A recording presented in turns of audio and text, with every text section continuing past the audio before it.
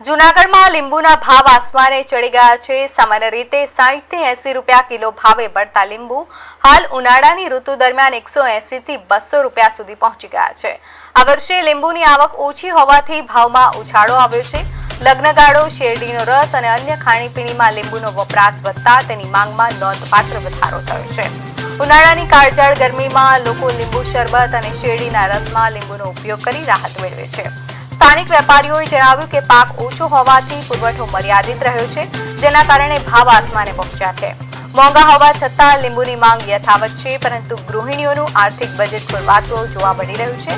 લીંબુના ભાવ વધતા હવે સામાન્ય લોકો માટે તેને ખરીદવું મુશ્કેલ બન્યું છે અને લીંબુનો સ્વાદ વધુ ખાટો લાગી રહ્યો છે।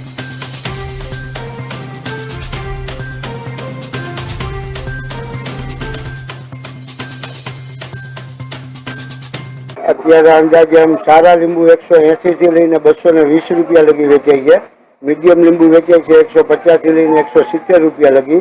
ઝીણા લીંબુ 100-120 રૂપિયા લગી વેચાય છે હાલમાં। અને કેવી આવક છે અત્યારે આવક ઓછી હોવાને હિસાબે થોડો ભાવ વધારો છે। બહુ ગયા વર્ષે જે આવક હતી એનાથી ઘણી ઓછી છે। લીંબુની આવક ઓછી છે, ભાવ બહુ વધારે છે, ગ્રાહકને પરવડતું નથી, ગ્રાહક કોઈ લેવા નથી આવતું, માલ વેચાતો નથી। આવક ઓછી છે તો માલ નથી વેચાતો, બોલો શું કરવું?